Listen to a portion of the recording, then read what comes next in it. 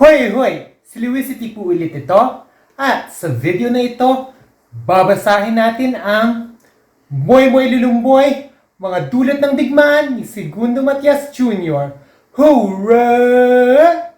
So ito ang ika-4 na libro sa Moy Moy Lulumboy series at masaya ako na magpapatuloy na ako sa seryeng ito.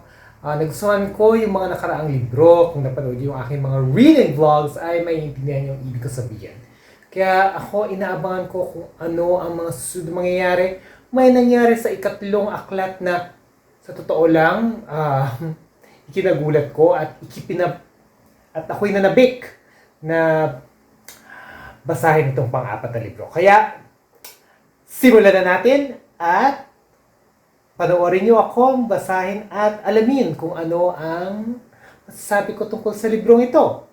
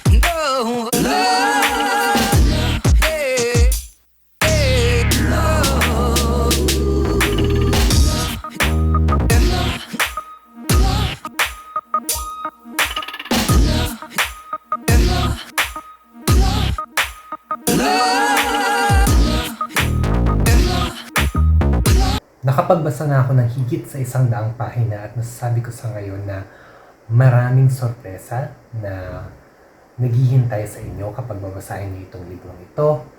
Si Buhawan ay may pagbabago at saka yung pagbabago sa kaugalian ni Liliw. Napapaisip ako kung si Liliw ba ito o may panibago na naman bang sorpresang darating. Oo. Nakuha na nila yung mga ginto ng buhay at batay sa bilang pa ng libro na natitira at syempre sa bilang ng libro pang natitira, mukhang marami pang mangyayari. Ano kayang sorpresa pa na naghihintay para sa atin? Abangan natin yan. Mahigit 200 pahina na basa ko at ang dami talagang sorpresa at ako talaga'y kumakapit dito sa kwentong ito. At gusto ko rin yung tinalakay nila yung tungkol sa kapangyarihan. Tapos, yung eroplano dumadaan. Tsaka yung parang nakikita mo yung bawat panig ng mga karakter dito sa aklat na ito. Kaya, abang ko talaga yung mga susunod na mangyayari. Sinusubukan ko muna takpan yung bibig ko kasi gusto ko lang hanggat maaari yung mga reaction. Parang mas maganda talaga pag babasahin nyo eh. Baka mamaya may masabi ako. Malaman natin dito sa vlog na ito. Pero masasabi ko, ang dami talagang sorpresa na talagang kinagugulat ko. Parang hindi ko siya naisip eh. Parang inisip ko, alam ko meron pa, may higit pa sa kung ano yung nababasa ko sa ngayon. Tapos, grabe. Ang husay, ang husay. Wala akong masabi. Matindi ang mga eksena.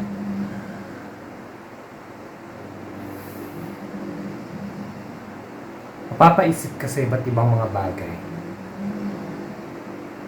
Oras na alamin ang susunod nating babasahin gamit ang TBR Fake Jar.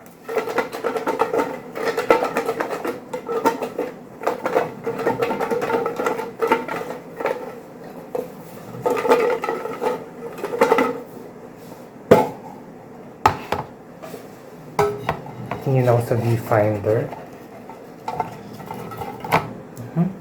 Ano kaya ito?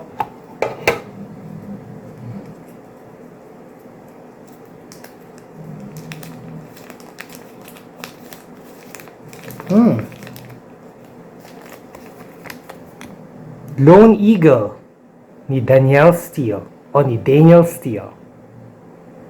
Natapos ko na basahin ang Moy Moy Lulumboy, Mga Dulot ng Digmaan, at ikinalulungkot kong sabihin na may namatay dito sa aklat na ito.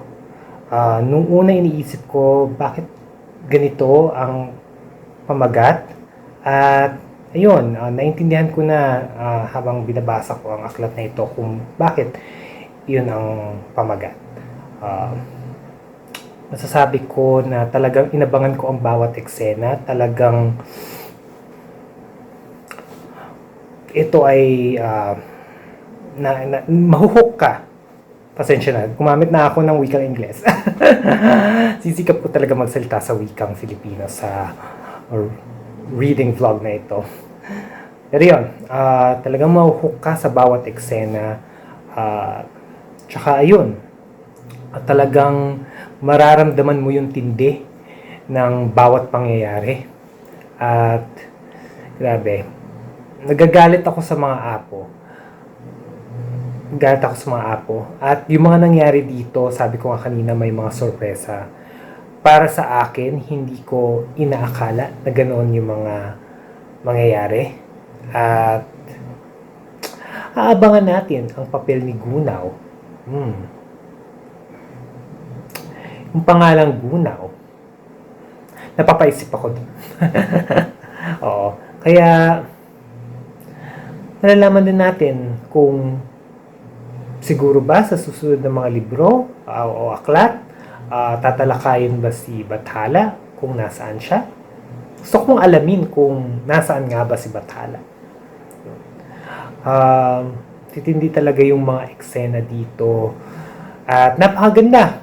At nakakatuwa lamang isipin na yung ika-4 na aklat, tulad nung binasa ko yung Pandava series o yung Arusha series, yung ika-4 yung isa sa mga nagustuhan ko. Dito lang sa Moy Moy Lulumboy may 2 pang aklat na natitira. Sana magaganda rin sila. Pero masasabi ko, itong ika-4 na aklat ng Moy Moy Lulumboy, napakahusay na isinulat ni Segundo Matias Jr. Kaya, bibigyan ko tong aklat na ito ng 5 mga bituin. Magsasalita na ako sa wikang Ingles. I hope you folks enjoyed this reading vlog. If you did, be sure to give it a thumbs up. Also, click that subscribe button and hit that little bell icon somewhere down there to keep yourselves posted about my videos. Also put down links and handles on my social media accounts, so feel free to check me out and follow me there and support me there as well. As always, thank you super much for watching. Always be thankful and unleash the reader in you. Paalam!